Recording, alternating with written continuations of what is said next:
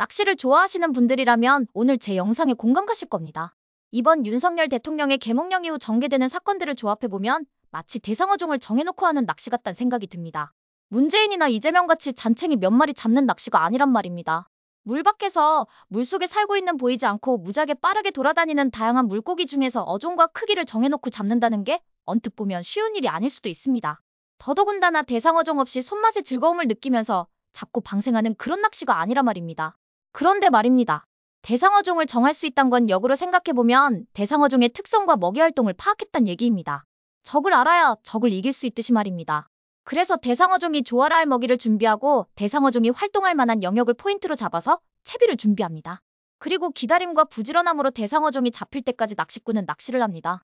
물론 중간중간 대상어종이 아닌 잡어들의 입질도 받아내면서 언제 올지 모를 대상어종의 손맛을 기대하며 지루함을 이겨냅니다. 그리고 마침내 기다리던 대상어종을 챔질할 때의 기쁨은 참 뭐라 표현할 수가 없는 매력입니다. 제가 왜 이번 윤석열 대통령의 계몽령이 대물낚시와 같은지 말씀드리겠습니다. 그런데 특이한 점은 대상어종의 미끼로 윤석열 대통령 자신을 사용했다는 점입니다. 결국 죽기 살기로 이번 작전을 기획했단 얘기입니다. 그리고 반국가 세력들이 자신을 미끼로 물 때까지 이자들이 입맛에 맞는 상황들이 기가 막히게 연출이 됐습니다. 이제 이재명을 통해 반국가 세력의 수괴를 잡을 때입니다. 어쩌면 모스탄 대사가 한국을 다시 방문했던 기간이 이자들을 마지막으로 미끼를 물고 챔질하기 직전은 아니었을까요? 이번 윤석열 대통령의 옥중 메시지는 이런 제 생각에 좀 더 확신을 줍니다. 대한민국의 윤석열 대통령이 미끼였다면 그럼 낚싯대를 잡은 낚시꾼은 트럼프 대통령은 아닐까요? 조만간 부정선거를 통해 세계를 지배하려 했던 거대한 세력의 몰락을 보게 될 겁니다. 우리나라 주요 언론들은 아닥하고 있지만 미국도 우리나라 못지않게 반국가 세력 척결 막바지 단계로 접어든 듯합니다. 반국가 세력의 핵심이라고 여겨지는 중국 공산당 상황 역시 아비규환입니다.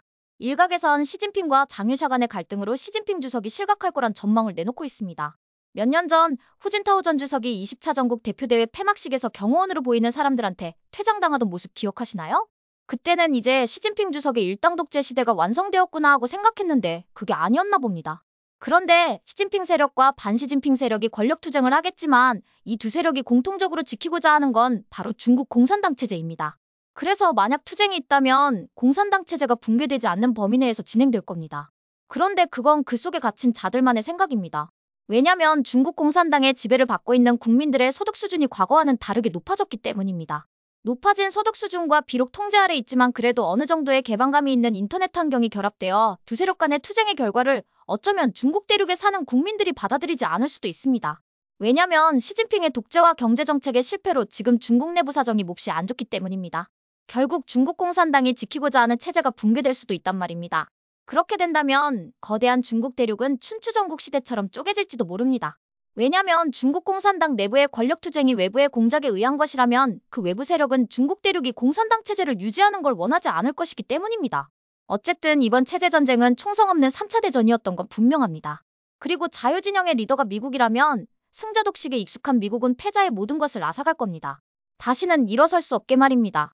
이제 트럼프 대통령이 어떻게 대상어종을 챔질하는지 흥미진진하게 지켜보겠습니다. 어떠세요? 시청자 여러분도 저와 생각이 같으신가요? 그럼 좋아요하고 구독 한번 꼭 부탁드릴게요. 시청해주셔서 고맙습니다.